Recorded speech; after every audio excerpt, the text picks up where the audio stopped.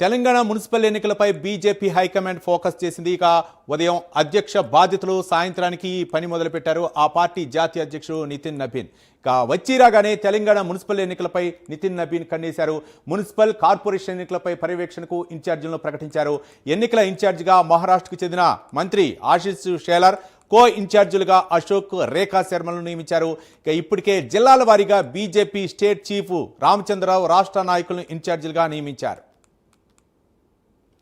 ఇక బీజేపీ అయితే మాత్రం మున్సిపల్ ఎన్నికలపై కన్నేసినట్లు తెలుస్తుంది. ఇక బీజేపీ జాతీయ అధ్యక్షుడిగా పదవి బాధ్యతలు ఛార్జ్ తీసుకున్న తర్వాత నితిన్ నబీన్ అయితే మాత్రం రాష్ట్రంపై అయితే ముఖ్యంగా తెలంగాణపై ఫోకస్ పెట్టినట్లు తెలుస్తుంది. దీనిపై మరిన్ని వివరాలు మా కరస్పాండెంట్ నాగేంద్ర మరిన్ని వివరాలు అందిస్తారు. నాగేంద్ర. Thank you Ravi.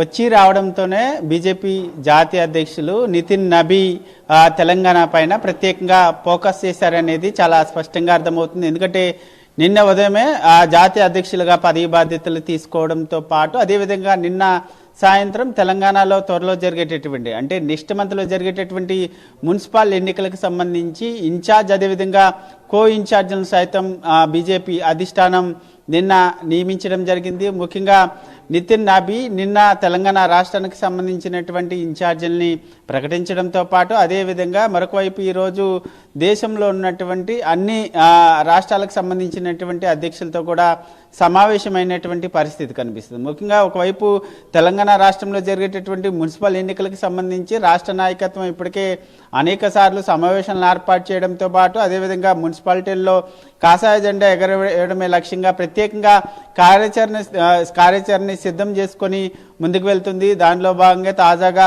గత 4-5 రోజుల క్రితం కూడా ప్రత్యేకంగా మున్సిపాలిటీలకు సంబంధించినటువంటి సమావేశాన్ని సైతం నిర్వహించడం జరిగింది. దీంతో పాటు ఇప్పటికే ఒకవైపు అన్ని జిల్లాలకి ఇన్ఛార్జీలను సైతం రాష్ట్ర నాయకత్వం నియమించినటువంటి పరిస్థితి ఉంది. వరుసగా ఒకవైపు గ్రామ పంచాయతీ గత కొన్ని రోజుల క్రితం జరిగినటువంటి గ్రామ పంచాయతీల్లో వచ్చినటువంటి విజయానికి సంబంధించినటువంటి అంశంలో బీజేపీ దాన్ని అనుగుణంగా ఈసారి జరిగేటటువంటి మున్సిపాలిటీ అదేవిధంగా కార్పొరేషన్ ఎన్నికల్లో బీజేపీ పార్టీకి సంబంధించినటువంటి శ్రేణులంతా కూడా కలిసికట్టుగా ప్రతి ఒక్కరూ కూడా మున్సిపాలిటీలకు సంబంధించినటువంటి అంశంలో ప్రతి ఒక్కరూ కూడా కలిసికట్టుగా పనిచేయాలి. అదేవిధంగా పార్టీ తీసుకున్నటువంటి కార్యాచరణ పెద్ద ఎత్తున ప్రజల్లోకి తీసుకెళ్లాలంటూ కూడా ఇప్పటికే రాష్ట్ర అధ్యక్షులు దిశానిర్దేశం చేసినటువంటి పరిస్థితి ఉంది. దీంతో పాటు మరొకవైపు కేంద్ర ప్రభుత్వానికి సంబంధించినటువంటి సంక్షేమ పథకాలు కానీ కేంద్ర ప్రభుత్వం విధి విధానాలని పెద్ద ఎత్తున ప్రజల్లోకి తీసుకెళ్లాలి. అదేవిధంగా రాష్ట్ర ప్రభుత్వ ప్రజా వ్యతిరేక విధానాలన్నింటినీ కూడా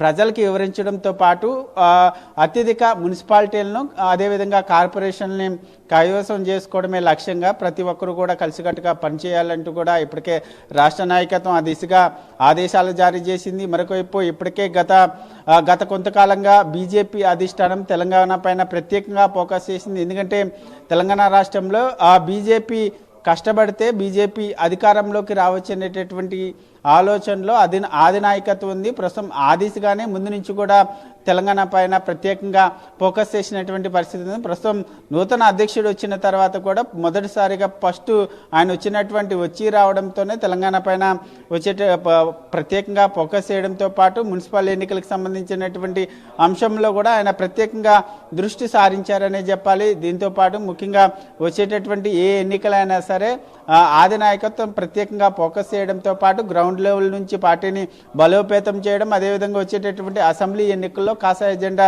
ఎగరవేయడమే లక్ష్యంగా ప్రతి ఒక్కరు కూడా కలిసికట్టుగా ముందుకు వెళ్లాలనేటటువంటి దిశగా రాష్ట్ర నాయకత్వానికి అదే నాయకత్వం ఆదేశాలు జారీ చేస్తున్నటువంటి పరిస్థితి ఉంది. ప్రస్తుతం దానిలో భాగంగానే ఆది నాయకత్వం మున్సిపాలిటీ ఎన్నికలకు సంబంధించి ప్రత్యేకంగా ఇన్ఛార్జీలు నియమించినటువంటి పరిస్థితి అయితే కనిపిస్తుందని చెప్పాలి Ravi. Right, thank you Nagendra.